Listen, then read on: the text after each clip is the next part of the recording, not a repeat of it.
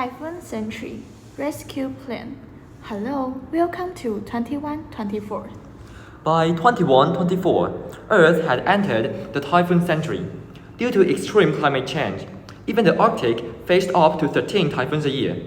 Glaciers were churned into slush, and the polar bears' homes were shattered by these storms. Captain Flo, an eccentric meteorologist, had a wild theory. If he could prevent key climate disasters in the past, he might be able to reduce these typhoons. But to achieve this, he needed a typhoon strong enough to power his time-traveling device. Unfortunately, Typhoon Blade 13 swept across the Arctic, pulling his entire floating lab into the storm's ice. With a thunderous boom, he was hurled through time and space. The Arctic, 2024. Captain Flo's lab crash-landed on a thick sheet of ice, startling a group of polar bears gathered for a meeting.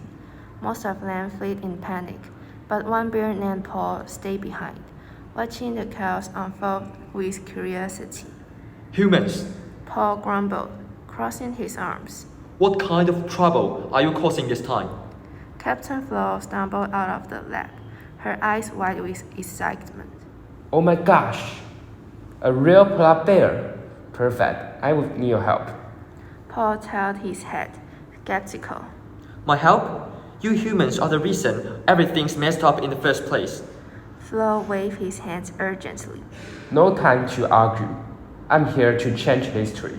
If we can stop these disasters, the future won't be ruined by typhoons every year, and you will get your home back.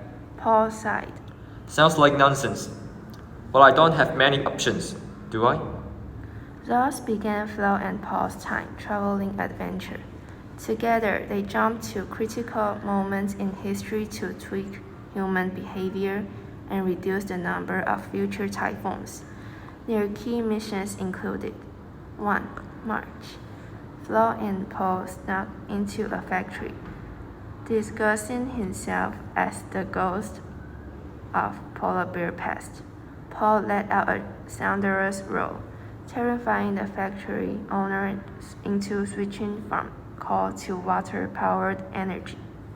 2. September. The duo infiltrated an automotive company, wearing a goofy polar bear costume. Paul helped Flo pitch the idea that bikes are cooler than cars. To their surprise, the idea sparked a global cycling trend, making bicycles the hottest new fashion statement. 3. December.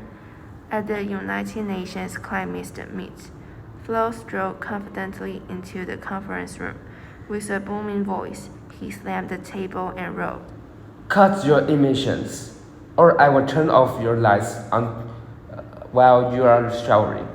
The world leaders were stunned, but they listened. After completing all the tasks, it was time to send Flo back to 2124.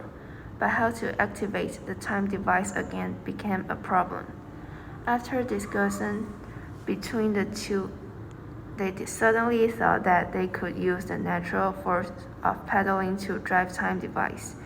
And as they expected, this powerful force once again activated the time device that was originally inoperable. When the moment of leaving came, Paul and Flo felt reluctant to leave when they recalled the time they spent solving problems together. Unknowingly, the white strangers had become close friends fighting side by side. Under the Paul sunset, they waved goodbye. After that, Flo returned to 2124. This time, the Arctic looked different.